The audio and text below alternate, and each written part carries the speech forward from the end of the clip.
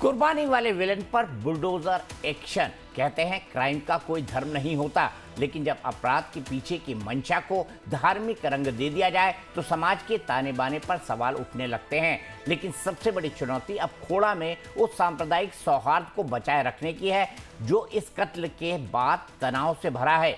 सूर्या हत्याकांड पर सीएम योगी ने बड़ा बयान दिया है।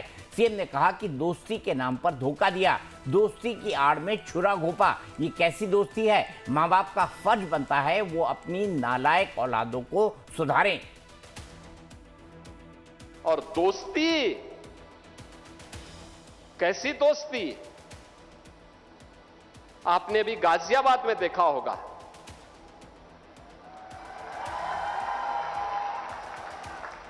दोस्ती की आड़ में छुरेबाजी स्वीकार्य नहीं और कतई स्वीकार्य नहीं होगा। अगर कोई अपनी नालायक औलाद को समझा नहीं पा रहा है तो समझो कि गलती कर रहा है, गलती कर रहा है। याद रखना, हमारी संवेदना सामान्य नागरिकों के प्रति है। प्रधानमंत्री मोदी जी के नेतृत्व में पिछले 12 वर्ष में बिना भेदभाव के शासन की योजना का लाभ हर तबके को प्राप्त हुआ है। न जाति देखी गई, न क्षेत्र देखा गया, न भाषा देखी गई, न मत देखा गया, न मजहब देखा गया। सूर्या हत्याकांड में आज एक ऐसा खौफनाक सच सामने आया है जिसने सबको झकझोर कर रख दिया है। पुलिस जांच में खुलासा हुआ है कि सूर्या की हत्या कोई इत्तेफाक नहीं बल्कि एक सोची समझी साजिश थी। इस खौफनाक मर्डर के पीछे किसी और का नहीं बल्कि मुख्य आरोपी असद के पिता नवाब का हाथ था। पिता ने ही अपने बेटों को सूर्या की कहानी खत्म करने की सुपारी और हरी झंडी दी थी। वहीं दोस्त फरहान ने न सिर्फ असद को उकसाया बल्कि कत्ल के लिए धारदार चाकू भी ला कर दिया। 28 मई को बकरीद के दिन खोड़ा इलाके में 11वीं के छात्र सूर्य चौहान को चाकुओं से गोदकर हत्या उसकी कर दी गई, उसे मार दिया गया। मुख्य कातिल असद को यूपी पुलिस ने 60 घंटे के भीतर एनकाउंटर में ढेर कर दिया। लेकिन असली कहानी असद की मौत के बाद शुरू हुई। गाजियाबाद पुलिस ने जब असद के पिता नवाब, उसके दोस्त फरहान और आतिफ को दबोचा तो इस मर्डर मिस्ट्री से ऐसा पर्दा उठा कि पुलिस भी दंग रह गई। कत्ल की पटकथा घर के भीतर ही लिखी गई थी। पुलिस पूछताछ में आरोपी फरहान ने उगला कि दोपहर 3 बजे बाइक चलाने को लेकर सूर्या और असद में विवाद हुआ था। असद ने घर जाकर जब ये बात बताई तो मामले को शांत करने के बजाय गुस्सा 7वें आसमान पर पहुंच गया। साजिश के तहत दोस्त फरहान ने असद के हाथ में मौत का वो चाकू थमाया। वहीं खून के रिश्ते को कलंकित करते हुए पिता नवाब ने बेटी की पीठ थपथपाई और कहा, जाओ आज इस कहानी को हमेशा के लिए खत्म कर दो। यूपी पुलिस ने साफ कर दिया है कि उत्तर प्रदेश में अपराध करने वालों के लिए कोई जगह नहीं है। मुख्य आरोपी असद जहां अपने अंजाम तक पहुंच चुका है, वहीं उसे कत्ल के रास्ते पर धकेलने वाला पिता नवाब और मददगार दोस्त अब सलाखों के पीछे रो रहे हैं। इतना ही नहीं, खोड़ा की जिन तंग गलियों में बैठकर सूर्य की मौत की साजिश रची गई थी, अब वहां प्रशासन की तरफ से बुलडोजर चलाया जा सकता है। पुलिस और स्थानीय प्रशासन ने हत्या की साजिश करता पिता नवाब और उसके मददगारों के अवैध ठिकानों की लिस्ट तैयार कर ली है। मैसेज साफ है कि अपराध करोगे तो जमीन में मिला के जाओगे और अवैध साम्राज्य खड़ा किया है तो मलबे में तब्दील कर दिए जाओगे। स्थानीय लोगों और हिंदू संगठनों की मदद के बाद राजस्व विभाग ने नवाब के घर और व्यावसायिक संपत्तियों के दस्तावेजों की जांच तो तेज करती है।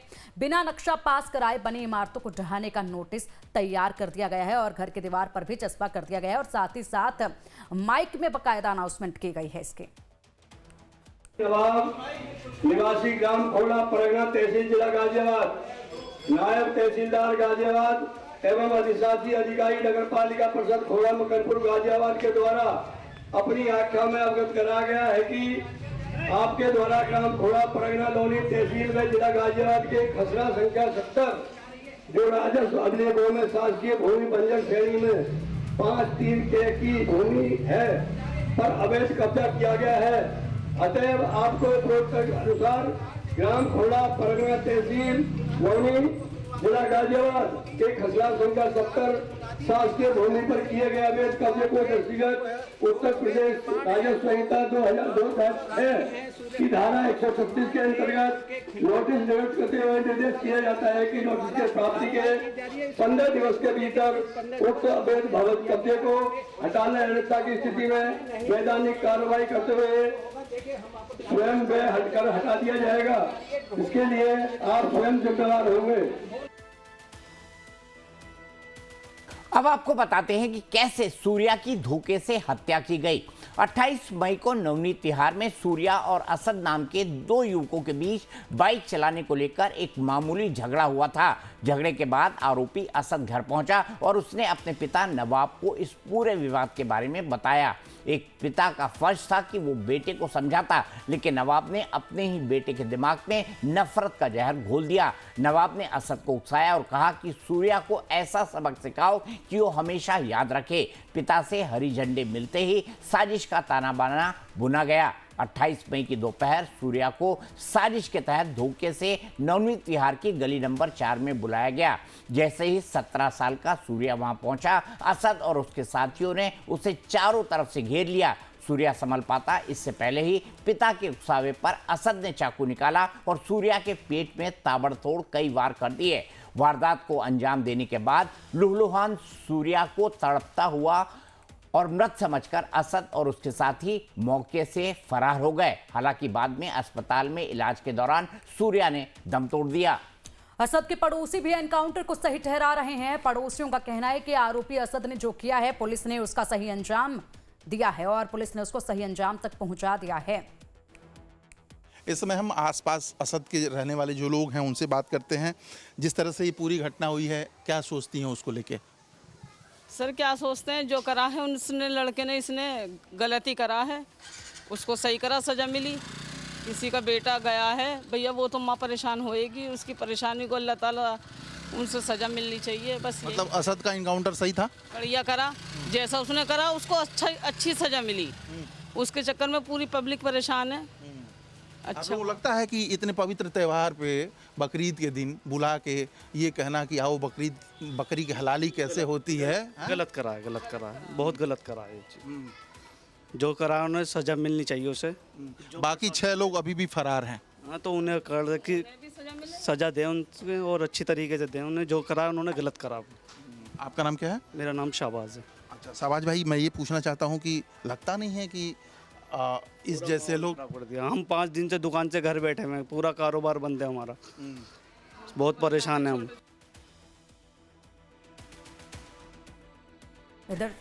इधर सूर्या की मां का रो रो कर बुरा हाल है। उसका कहना है कि बड़ा बेटा मानसिक रूप से परेशान रहता है।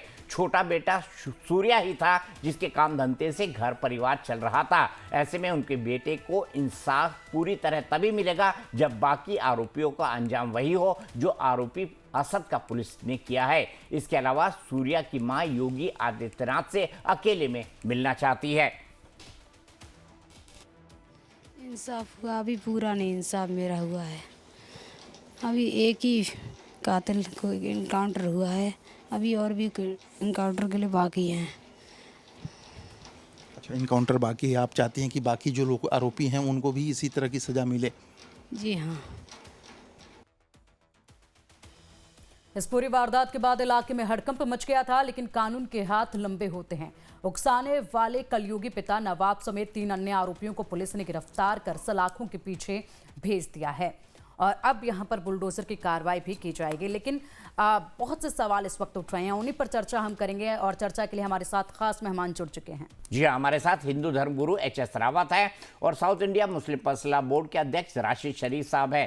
राशिद शरीफ साहब, ये आप में ही होता होगा, मुसलमानों में ही होता होगा कि बेटा बाप बेटे को समझाए कि जाओ बेटा इसको हलाल कराओ, ऐसा सबक सिखाओ कि सूर्या कभी उठ ना पाए। और सूर्या वाकई उठ नहीं पाया क्योंकि हलाल करके दिखा दिया उसको असद ने। दीपक जी, मैं एक बात बोलना चाह रहा हूँ कि मैं ये मीडिया वालों को शपथ दिलाते, मीडिया वालों को शपथ दिला के बताना कि भाई ये जो भी हकीकत बता रहा है हमको हकीकत बताएंगे, नहीं तो इसी तरीके के एक बच्चे को ऐसो कोई सूर्या नाम के बच्चे को एक दोस्त है, तो उसका पीछे क्या किस्सा था, पूरी तफसील क्या है, अब एक सब बताते हैं। खाली एक सूर्या को ऐसे इस तरीके से एक दोस्त मार दिया और बकरीद में कुर्बानी दे दिया, उसके साथ बुलडोजर चल जाएगा, उसको इनकाउंटर चल जाएगा। जितने भी रेपिस्ट है पूरों को गले में फूलों के हारा डालते रहो, जितने भी मर्डर करे अरे जिंदा इसकी जलाए बात हुए, करिए उन लोग ना को छोड़ के जाओ। राशिद शरीफ ये साहब। सिर्फ एक बकरीद के दिन आप तो बोलते हैं ना बकरीद भाईचारे का त्योहार है, ये कैसा भाईचारा था बताइए? सिर्फ मुसलमान- ये कैसा भाईचारा था जो चाकुओं से उसको हलाल कर डाला? उसको पकड़ सकते थे, उस पर केस चलाते थे, आप उस पर सजा दे सकते थे। कोई मुसलमान इस पे आने वाला नहीं आगे। जो गलत करा वो तो बिल्कुल गलत करा, उसको सजा मिलनी चाहिए, 100% सजा मिलनी चाहिए। कोई इसको सपोर्ट करने वाला नहीं। मगर जिस तरीके से यूपी में जो चल रहा है, आसाम में जो चल रहा है, बंगाल में जो चल रहा है, ये बिल्कुल गलत है सर, नहीं करना चाहिए। सूर्या भी इंडियन था, असद भी इंडियन है, उसके साथी भी इंडियन है, उसका बाप भी इंडियन है। बंगाल में तो अभी तक एक भी इनकाउंटर नहीं हुआ राशिद शरीफ साहब। नहीं। बंगाल की आप बात कर रहे हैं, नहीं, बंगाल नहीं, में तो सर। अभी तक एक भी इनकाउंटर नहीं हुआ। 12 साल से बीजेपी की सरकार आ गई तो आपको मिर्ची लग रही है, पेट में दर्द हो रहा है। 12 दीपक जी 12 साल से यही काम चल रहा पूरे हिंदुस्तान में। एक बच्चा मरा, आपने बिल्कुल बंगाल गलत की मरा। नाम ली ना, इसलिए एक मैंने बच्चे- आपको बताया। एक बच्चा और ये मरा, जो बात है बिल्कुल ना गलत। कि कुर्बानी करते हैं दिखाऊंगा, ये तो सूर्या के दोस्त ने बताया। पुलिस इन्वेस्टिगेशन तो बाद में शुरू हुई, ये तो सूर्या के दो जो प्रत्यक्षदर्शी थे उन्होंने बताया। और क्या लोगों को ये पता नहीं चलेगा? क्या राशिद शरीफ साहब क्योंकि मुसलमान ने चाकू मारा है इसलिए उसके मजहब को छुपा देंगे? क्योंकि आपके नैरेटिव को सूट नहीं करता है। मुसलमान ने नहीं मारा, कातिल ने मारा। मुसलमान ने मारा, कातिल ने नहीं मारा। एक कातिल मारा। अरे दीपक जी, एक कातिल मारा, मुसलमान नहीं बोलते उसको, कातिल मारा है। ये बताइए, ये कट्टरपंथ सिर्फ इस्लाम सिखाता है वो हिंदू नहीं है कि वो बकरे कातिल को है, भी जो मारो तो कातिल हलाल करो, धीरे धीरे उसकी जान लो। ये कट्टरपंथ सिर्फ इस्लाम सिखाता है और कोई मजहब नहीं। नहीं, आपको शपथ नहीं दी है क्या? मीडिया में आने से पहले इस तरीके की नहीं, बात मीडिया में आने करना, से पहले इस कोई तरीके शपथ से नहीं होती राशिद शरीफ नहीं साहब, करना। गलत जानकारी नहीं, दे रहे हैं नहीं, आप। मैं तो मीडिया में आने बोलूंगा। से पहले कोई अब शपथ तो नहीं ये- होती। शरीफ शपथ साहब लेना एक सर, बात आप लोग बताइए, इस तरीके के शरीफ भड़काऊ साहब, भाषण देके शरीफ हराना, साहब, लड़ाना, जलाना, आज नहीं, शरीफ आज साहब एक हिंदुस्तान सवाल का माहौल जवाब कर दिया ना। दीजिए। हर शरीफ के हाथ साहब में एक सवाल तलवार, का हर एक आपको के हाथ सुनेंगे, में लेकिन जमिया, पहले एक सवाल हर का एक के जवाब हाथ में दीजिए। बंदूक। शरीफ क्या साहब, क्या माहौल आपको बना है आवाज मिल यार? पा रही है? क्या आपको आवाज मिल पा रही है? अब एक सवाल का बिल्कुल, जवाब आप बोलिए, बोलिए, दीजिए। सुन रहा हूं। अब एक सवाल का जवाब आप दीजिए। अखलाक की जब मौत होती है, हत्या होती है, उस वक्त आप सड़कों पर उतरते हैं, उस वक्त आप हंगामा काटते हैं। जुनैद की हत्या होती है तब आप सड़कों पर उतरते हैं, तब आप मृत्यु की मांग करते हैं, मृत्यु दंड की मांग करते हैं। पहलू खान की जब हत्या होती है तब आप मृत्यु दंड की मांग करते हैं। लेकिन जब यहां पर सूर्या की हत्या की गई है, आपके समुदाय के 4, 5, 6 लोग वहां पर खड़े हैं, बीच में एक लड़के की हत्या कर दी जाती है, एक बच्चे की हत्या कर दी जाती है, वो भी खुली सड़क पर, खुली गली में हत्या कर दी गई है। और उसके बाद आप कह रहे हैं कि जेल में डाल देते, एनकाउंटर नहीं करना था। कैसी बात है आप कर रहे हैं? नहीं, हिंदू था ना लड़का, अगर वो मुसलमान होता तो यही राशिद शरीफ अभी छाती पीट रहे होते। हिंदू था वो लड़का। हिंदू राज चलाओ, यही काम करो। कोई कानून नहीं है हिंदुस्तान में, जंगल राज चल रहा है हिंदुस्तान में। तो साहब आप लोग ऐसे खुले में हत्या नहीं कर पाएंगे, एनकाउंटर तो होगा। अगर आप लोग खुले में हत्या करेंगे तो एनकाउंटर तो होगा। कोई एजेंडा यहाँ पर नहीं चला रहे, लेकिन आपको कोई अधिकार नहीं है इस तरीके से किसी की भी हत्या करने का। ये लिंचिंग ऑन रोड हुई है और इसका को गोलियां मारो, उसके घर को खत्म करे तो उसको गोलियां मारो, उसके मासूम बच्चे को पेट से काटे तो उसको गोलियां मारो। क्यों नहीं मारते? जुनैद को, नासिर को जिंदा जलाए, उसको गोलियां मारो। क्यों नहीं मारते? खाली मुसलमान ही दिख रहा, पूरा हिंदुस्तान सनातन से परेशान, पूरा हिंदुस्तान, हर एक के हाथों में तलवार, हर एक के हाथ में क्या बात कर रहे हैं आप? पूरा हिंदुस्तान सनातन से परेशान? आप अपने जरा लफ्जों पर ध्यान दीजिए, आप बोल क्या रहे हैं? पूरा हिंदुस्तान, यहाँ पर संख्या बल देखिए किसका कितना है, और आप कह रहे हैं कि पूरा हिंदुस्तान सनातन से परेशान। सनातन से परेशान सिर्फ आप हैं, क्योंकि आप खुलेआम टेरर यहाँ पर दिखा नहीं पा रहे हैं। और ये एक्ट ऑफ टेरर था, ना कि एक्ट ऑफ क्राइम था, जिस तरीके से आप इत्तेफाक अब इस चीज का कर रहे हैं। और राशिद शरीफ साहब, ये भी बता दो, अगर सनातन से पूरा देश परेशान हो रहा होता ना, तो सूर्या ने ये चाकू असद को मारा होता। असद ने सूर्या को मार के उसकी जान नहीं निकाली होती। इतना आप समझिए। एक दीपक जी, एक केस सुना रहे, इधर 1000 केस मैं सुनाता हूं आपको। आप क्या 1000 सुनाएंगे? वही 6-7 केस है जिसको आप मॉब लंचिंग के नाम पर रिफर करते हैं। एच.एस. रावत साहब, सजा होना चाहिए उसको। अरे वही 6-7 इंसिडेंट हैं जिसको आप मॉब लिंचिंग के नाम पर जो है वो बार बार कहते रहते हैं। आपके दिमाग में, आपकी जेहन में आपके मजहब में कितना कट्टरपंथ है, इसके बारे में ना आप बात करने के लिए तैयार होते हैं, ना उसमें आप सुधार करने के लिए तैयार होते हैं। संभल के मजहब के बारे में नहीं जाना प्लीज। मैं कह रहा हूँ आपके मजहब में इतना कट्टरपंथ है कि उसमें सुधार के बारे में आप बात करने के लिए नहीं तैयार होते। मैं कह रहा हूँ आपके मुंह पे मुसलमान मजहब के बारे में बोलने की, आप हिंदू मजहब के बारे में नहीं जाता। अल्लाह के बंदे हो, आप है तो अल्लाह के बंदे हो, आप अल्लाह के बंदे हो, मजहब पे क्यों नहीं जाना? जब कमलेश तिवारी की हत्या होती है उस समय आपके मुंह में दही जम जाती है, जब कन्हैया उदयपुर की हत्या होती है तब आपके मुंह में अल्लाह अकबर बोल करके उसकी गर्दन रेत देते हैं, अमरावती के उमेश कोले की गर्दन काट देते हैं, और उस समय आपको तब समझ नहीं आती। आज की बात कर रहे हो जिहादियों, जब तक इन मदरसों में आप जैसे जिहादी इनको सिखाते रहेंगे, जब तक ये ऐसी स्थिति पैदा होगी। आपने जब नहीं बोला, जब 26 लोगों को उनके कपड़े उतार करके उनको गोली मार दी, उस समय आपके मुंह में दही जम गई थी। अब तो कह रहे हो कि नहीं उनको पकड़ सकते थे। अरे पुलिस के ऊपर कोई गोली चला रहा है तो अपनी आत्मरक्षा के लिए पुलिस गोली नहीं चलाएगी क्या? कहां से आ गई उसके पास पिस्टल, कहां से आ गई गोलियां? पुलिस के पास से आई और कहां से आती? पुलिस के पास आ गई सर, और कहां से आती? आपको यकीन नहीं है, आपको संविधान पे यकीन नहीं है। जिहादियों, इसीलिए जिहादी बोला जाता है आपको कि आपको इस देश से प्यार ही नहीं है। आप सिर्फ अपने मजहब के लिए यहाँ पर जीते हो, इस देश का खाते हो, इस देश का पीते हो, और मजहब के लिए आप ये टेररिज्म फैलाते हो। आपने इस देश की नाक में दम कर रखा है। अगर कोई पुलिस कार्रवाई करती है तो नहीं आप इसको पकड़ सकते थे, आप इसको ये कर सकते थे, कोर्ट में केस डाल सकते थे। जब इन पे एक्शन होता है तब तो मैं ये बोलता है मजहब के बारे में मत बोलना। नहीं जजेस को बोल दो तो मैं बोल देता हूँ, अदालतें बंद करो, अदालतें बंद करो। सुनने वाले नहीं है, कोई मानने वाले नहीं है तुम्हारे। गोली चलाते हो उस समय तुम्हारा मजहब कहाँ चला जाता है? अरे जिहादियों सुधर जाओ, नहीं तो इसी तरीके से एनकाउंटर होंगे आप लोगों के, और इसी तरीके से घर गिराए जाएंगे।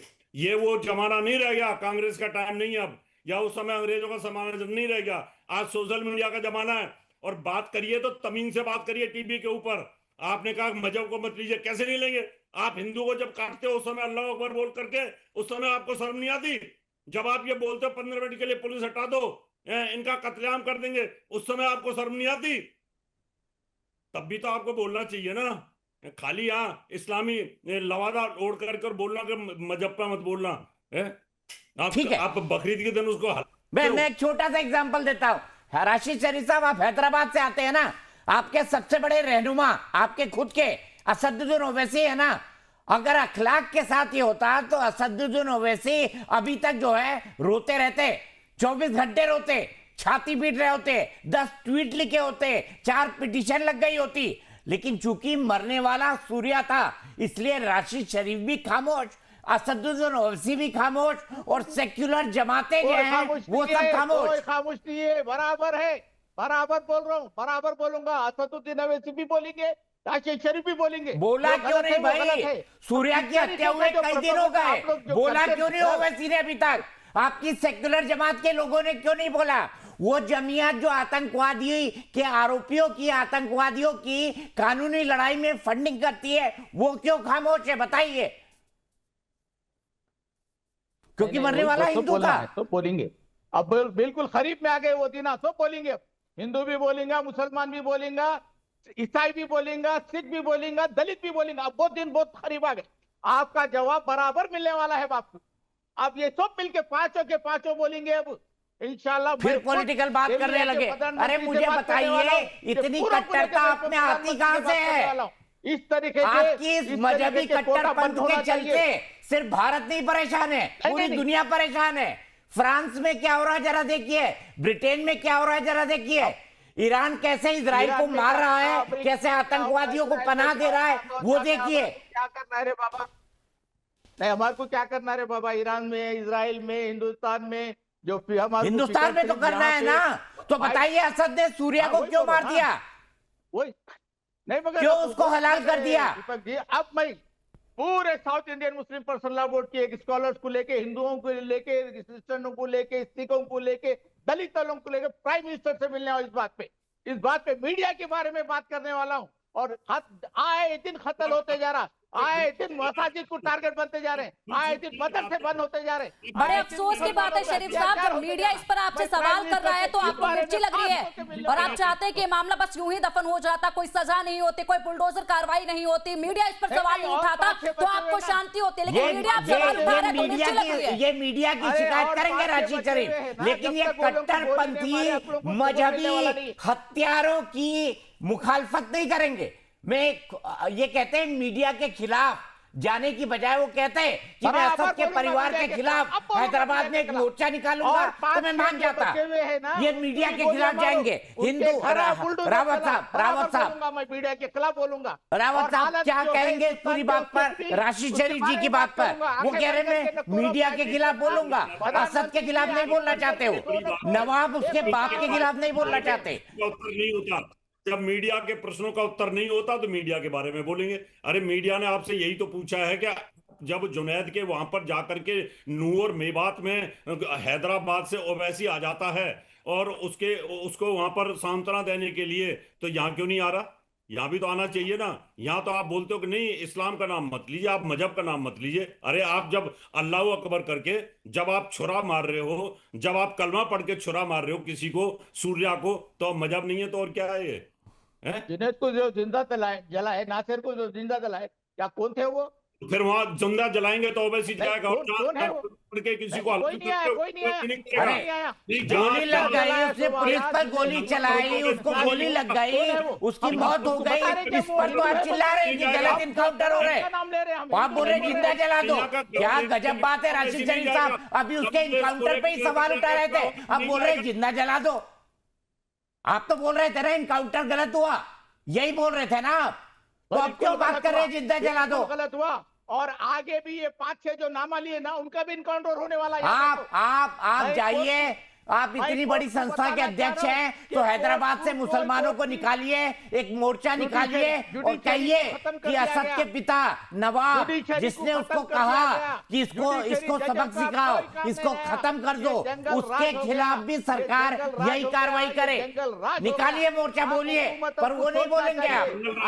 शरीफ साहब की मानसिकता पर हमें यहाँ पर अफसोस नहीं करना चाहिए, क्योंकि देखिए मैं बहुत फ्रेंडली बोलता हूँ, मैं साफ कहता हूँ पिंकी, यहाँ पर उनकी मानसिकता नहीं है। मैं राशिद शरीफ साहब सुन लीजिए आप, ये मुसलमानों की कट्टरपंथी विचारधारा है। हिंदुओं का खात्मा करो, यहाँ हिंदुओं से लड़ रहे हैं, बाकी देशों में क्रिश्चियनों से लड़ रहे हैं, इजराइल और दुनिया के बाकी मुल्कों में यहूदियों से लड़ रहे हैं। इनकी प्रॉब्लम है, ये पॉलिटिकल इस्लाम है जो गजवाए हिंद की बात करता है, और राशिद शरीफ साहब और इनके जैसे तमाम रहनुमा उस गजवाए हिंद के समर्थक है।